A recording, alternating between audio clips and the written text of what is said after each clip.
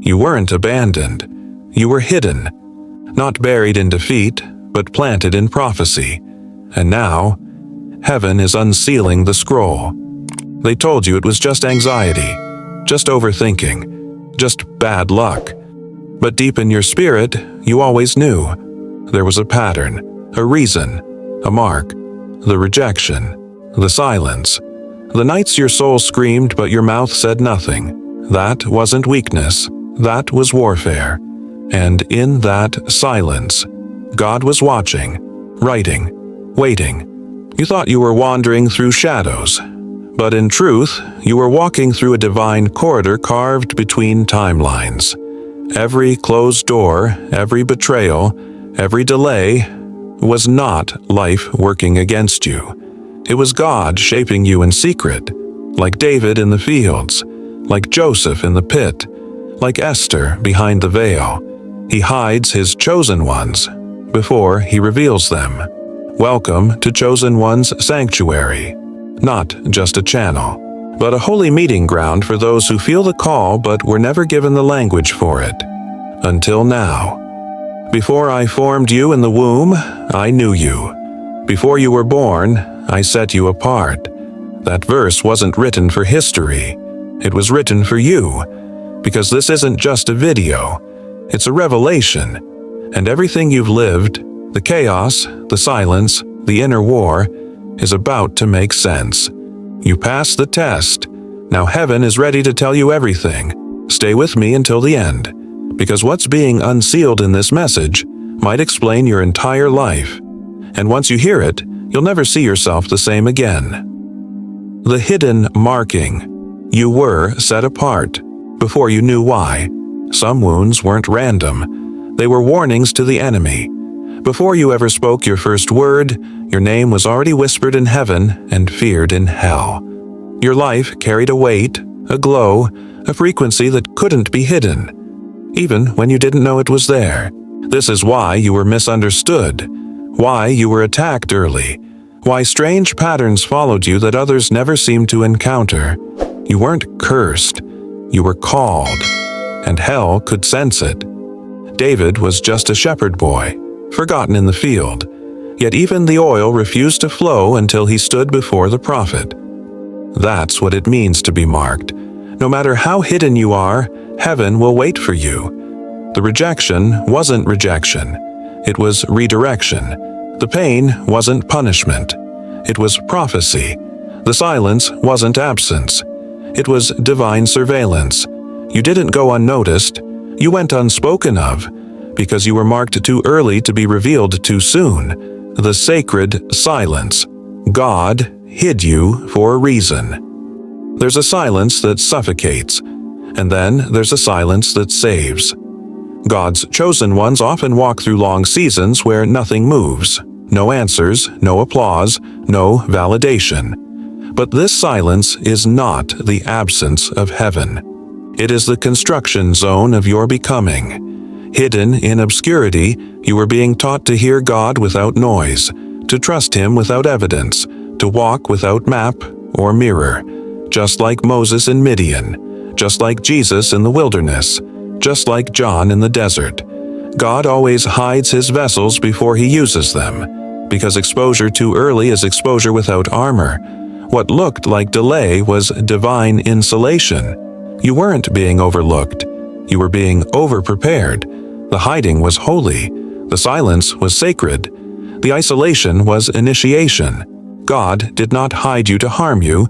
He hid you because what you carry could not be contaminated. And now, the silence has done its job. It's time to come out of the cave. The fire was the forge, betrayal, loss, and divine sculpting. If your life has felt like a constant undoing, it's because you were never meant to be built by human hands. You were forged in fire, in betrayal, in heartbreak, in the secret places no one applauded. You were refined in the moments no one saw, when you chose integrity over comfort, forgiveness over bitterness, surrender over safety. Joseph was thrown into a pit by his brothers, forgotten in a prison by men he helped. Yet it was in the pit that he learned vision. In the prison, he learned wisdom. By the time Pharaoh called for him, Joseph didn't just interpret dreams, he carried answers for a nation. So, did you really lose anything? Or did you exchange comfort for capacity? You were never being broken. You were being tempered. Every betrayal was a blade against the idol of needing to be understood. Every loss was a lesson in eternal value. Every valley was the furnace of your next level. The forge was violent, but the product is unshakable. The cost of ignoring the call. What happens when you delay destiny? Not everyone who is called responds, and not everyone who hears obeys. The call of God on your life is not an invitation to comfort. It's a summons to war. To delay, it is to open doors to devourers. To ignore it is to enter storms that were never assigned. Jonah ran, and the sea raged, not because God was angry, but because purpose cannot be postponed without consequence. Delayed obedience is still disobedience, and the cost isn't always immediate, but it is eternal.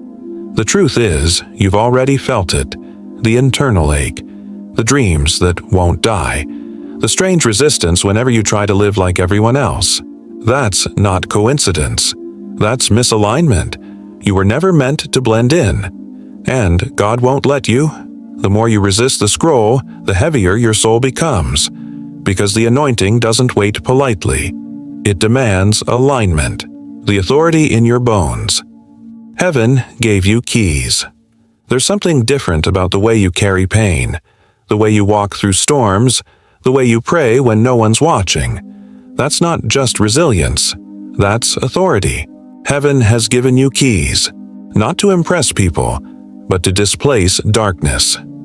When David stepped onto the battlefield with nothing but a sling, he wasn't carrying strategy. He was carrying authorization. And that's why Goliath fell.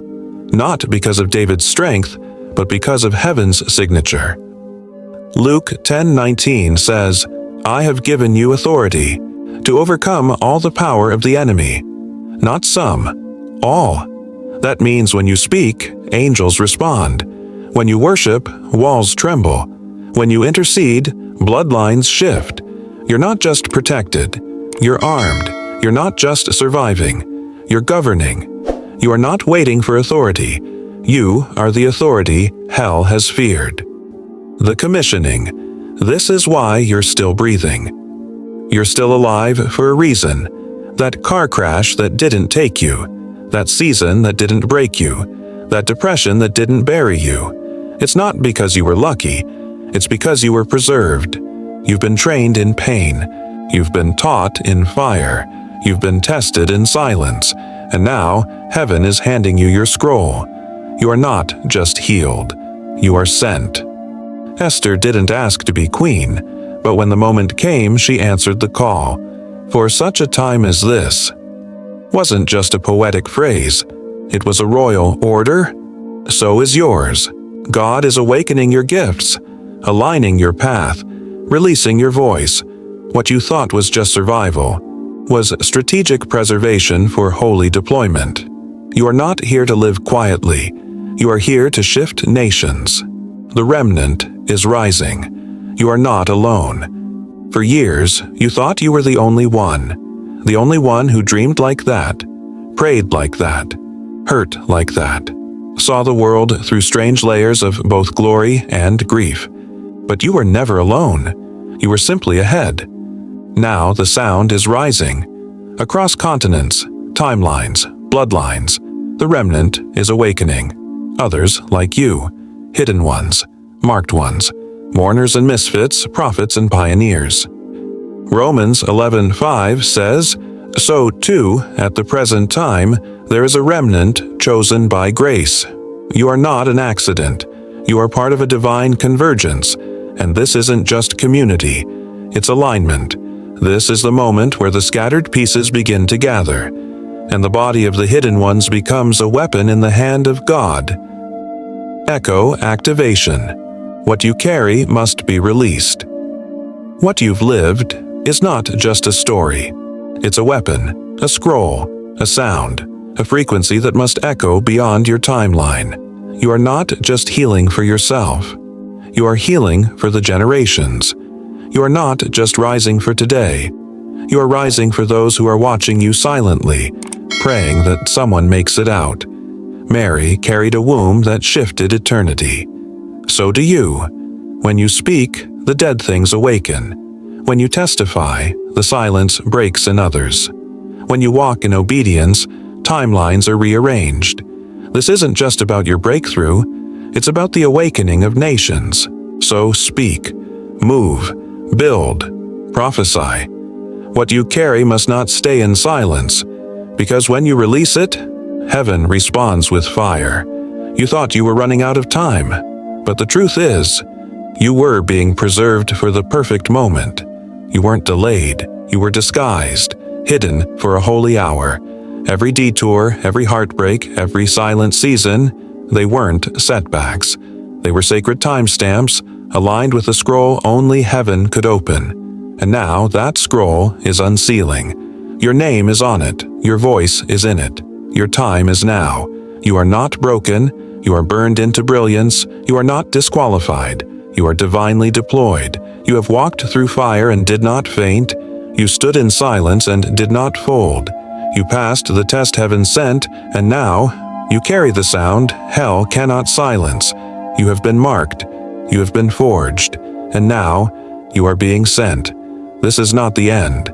This is your beginning. This is your scroll unfolding. This is your name echoing in the chambers of heaven. And now, chosen one. It's time to respond. If your spirit knows this was confirmation, comment 7 below. Let heaven and earth witness your yes. If a specific word, vision, or moment stirred something deep, share it. Your testimony is someone else's awakening. And if you know you're part of this rising remnant, subscribe to Chosen One Sanctuary. Because this isn't just content, it's convergence. It's commissioning. It's community. You are not alone. You are the next echo.